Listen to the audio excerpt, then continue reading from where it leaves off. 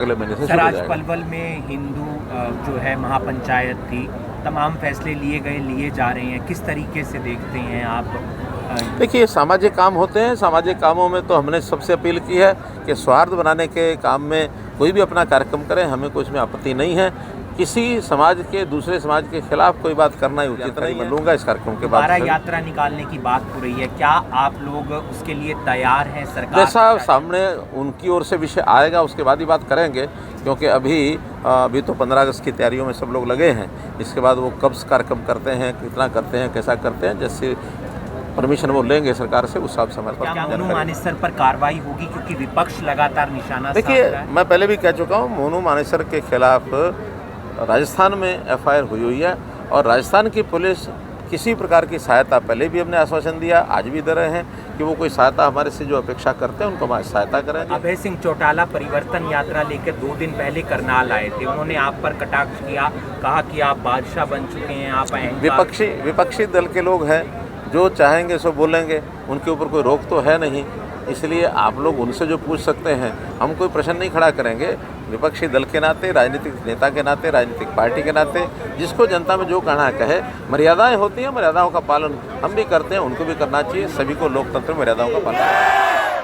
भारत माता की देखो भाई, आप तो हो गए 60 साल के नहीं, अभी हो गए ना। चलिए, आपको बहुत बहुत बधाई। आप ये पेंशन का कार्ड पकड़ो, अगले महीने से पेंशन आएगी, ठीक है। चलो, सूरजपाल पुत्र भत्तूराम, कितनी उम्र हो गई है? 60 हो गई ना पक्का? चलो आ जाओ विधायक जी, थोड़ा साइड पे। तो आप देख सकते हैं सीएम मनोहर लाल सम्मानित कर रहे हैं। आज जिन बच्चों का जन्मदिन है, मुस्कान, अच्छे अध्यापक के नाते तैयारी कर रही है। इस लड़की का आज जन्मदिन है, उपहार दिया जा रहा है और साथ ही साथ तोहफा भी दिया जा रहा है। 2 बच्चे हैं जिन्हें उपहार मिला है। चॉकलेट खाएगा ना? और किसको खिलाएगा? मम्मी को, पापा को, हैं? शाबाश।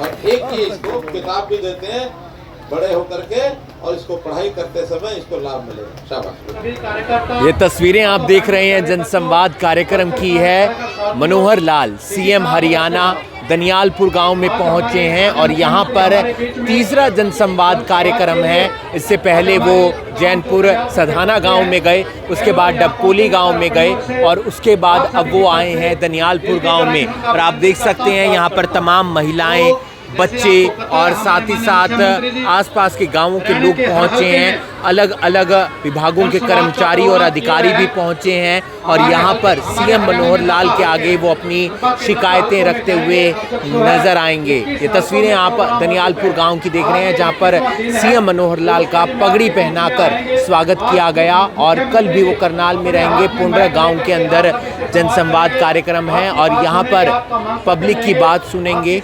जनसंवाद का कार्यक्रम होगा और लोगों की समस्या सुनते हुए नजर आएंगे सीएम मनोहर लाल।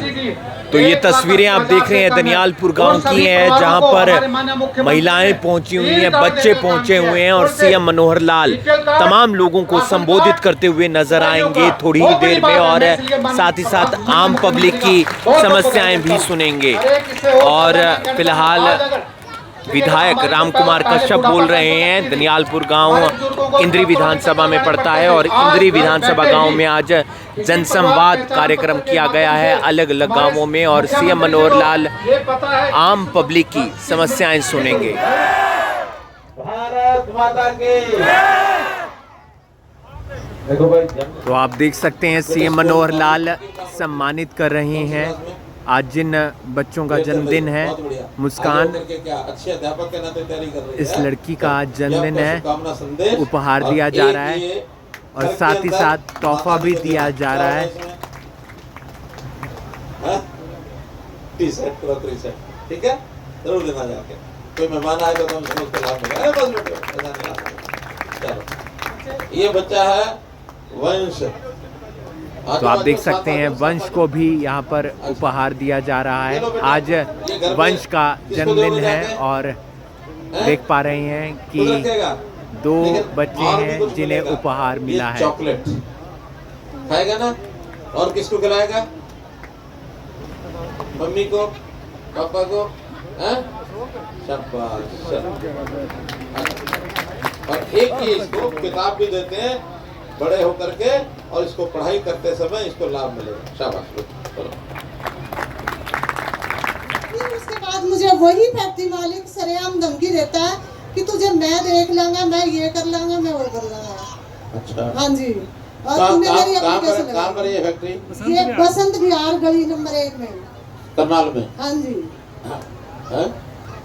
भाई कौन देखेगा इसको? हमारे और विपिन गुप्ता हमारे SDO साहब हैं। अच्छा, SDO विपिन गुप्ता। हाँ, Vipin Gupta pollution control board देखेंगे सर। हाँ। इंस्पेक्शन करवाते हैं सर यहाँ पे HM के आप इनका नोट कर लें, इंस्पेक्शन कराएं खुली फैक्ट्री का, बंद फैक्ट्री का नहीं। और अगर प्रदूषण है उसका, तो या तो उसका कोई इंतजाम करें, ध्वनि प्रदूषण और वायु CTP। प्रदूषण दोनों। अच्छा, ध्वनि प्रदूषण, दोनों जी। हाँ, तो ध्वनि भी है तो उसका भी इलाज कोई ना कोई होता होगा। उन्होंने CLU लिया हुआ है क्या? नहीं सर, बिना परमिशन के वहाँ पे नहीं, ऐसा नहीं होगा। आप तो हो गए 60 साल के नहीं, अभी हो गए ना? चलिए, आपको बहुत बहुत बधाई। आप ये पेंशन का कार्ड पकड़ो, अगले महीने से पेंशन आएगी, ठीक है? चलो। सूरजपाल पुत्र भत्तूराम, कितनी उम्र हो गई है?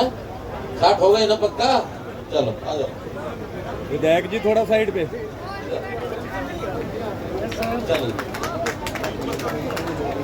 ओम प्रकाश ले आवेंगे। चलो चलो, आपका बहुत बहुत धन्यवाद, बहुत बहुत आभार। मेरे करनाल वासियों, करनाल के पत्रकार बंधुओं, नोट वासियों, आपका बहुत बहुत अभिनंदन, स्वागत आपका। कौन से गांव में गए सर, कैसा रिस्पांस रहा, कौन कौन सी समस्याएं सामने जैसे आपको पता है कि लगातार मैं जनसंवाद के कार्यक्रम कर रहा हूं, तो ये मेरा 7वां राउंड ये आज पूरा हो रहा है।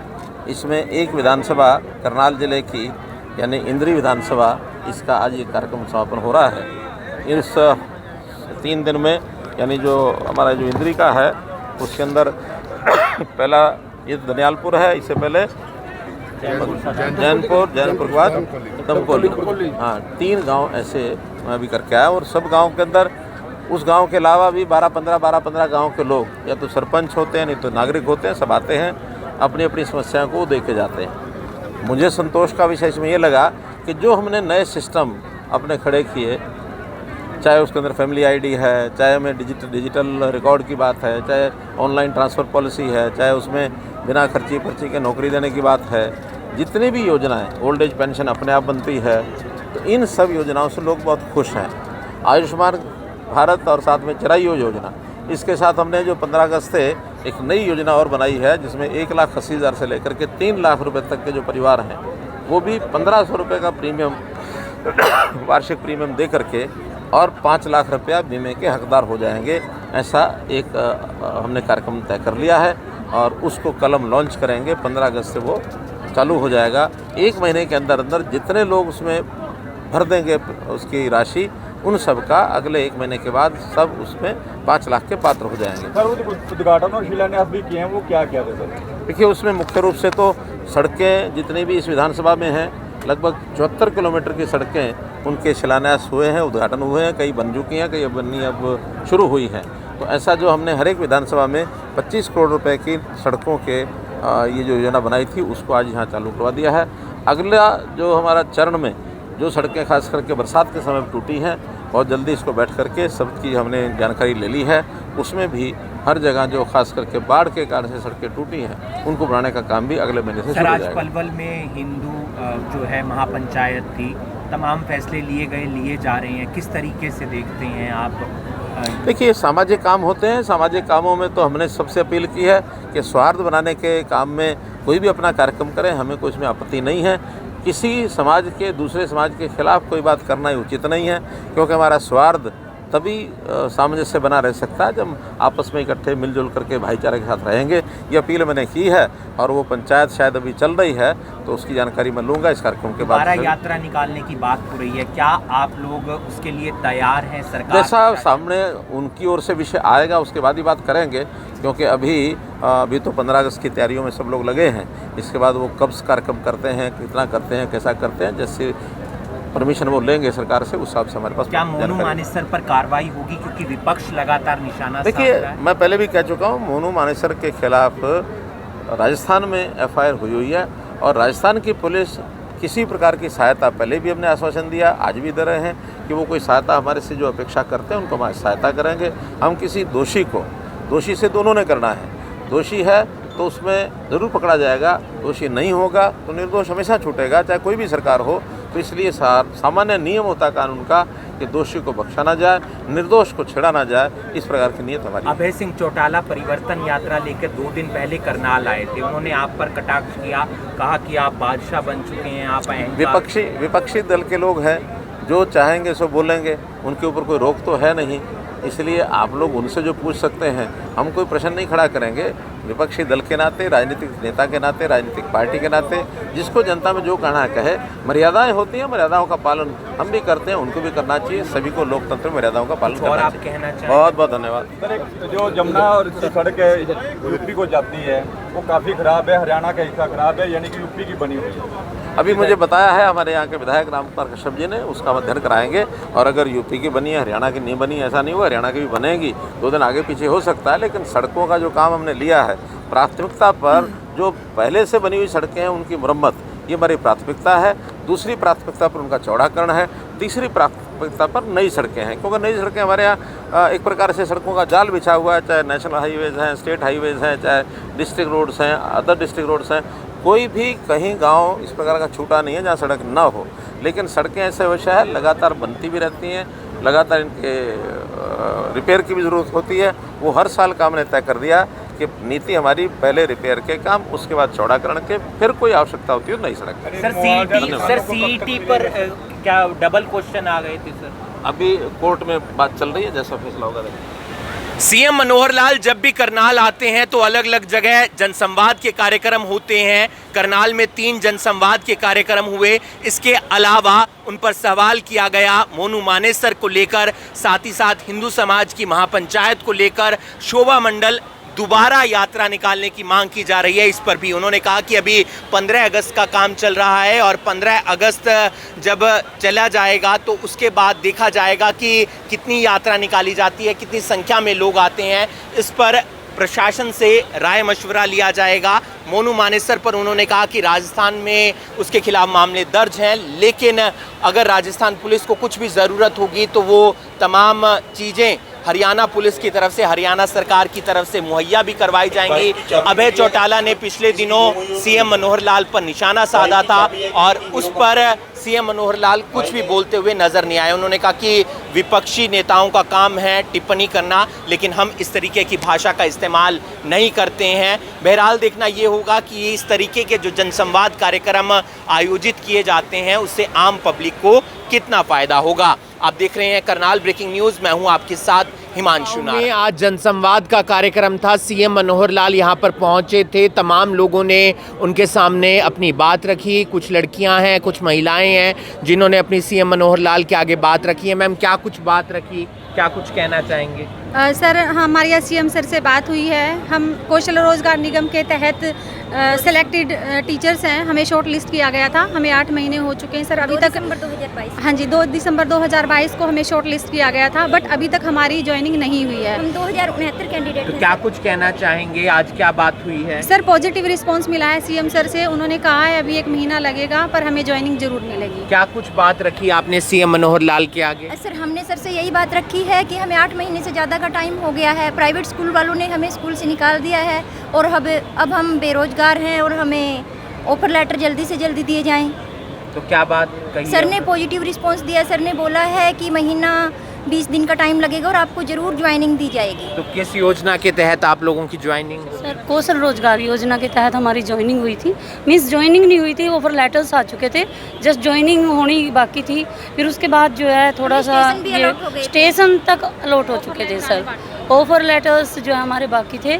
बस सर इस होप में हमने आगे भी कोई स्कूल नहीं ज्वाइन किया और तब भी हमने स्कूल से जो है रिज़ाइन कर दिया था, क्योंकि बिल्कुल पॉजिटिव था। फर्स्ट लिस्ट वाले कैंडिडेट जो है ज्वाइन कर चुके थे, तो फुल होप में थे हम कि हमारा भी जल्दी से ज्वाइनिंग हो जाएगी। तो आगे आज अब क्या उम्मीद लग रही है? अब पॉजिटिव लग रहा है कि सीएम सर ने कहा है कि 1 मंथ या 1.5 मंथ में वो ज्वाइनिंग जरूर करते हैं। तो कौशल रोजगार निगम के तहत इन तमाम महिलाओं की ज्वाइनिंग जो है वो होनी थी। हालांकि शॉर्ट लिस्टेड हो गए थे, स्टेशन भी अलॉट हो गए थे और सीएम मनोहर लाल ने कहा है कि करीब 1 महीने तक इनकी ज्वाइनिंग भी जल्द से जल्द होगी।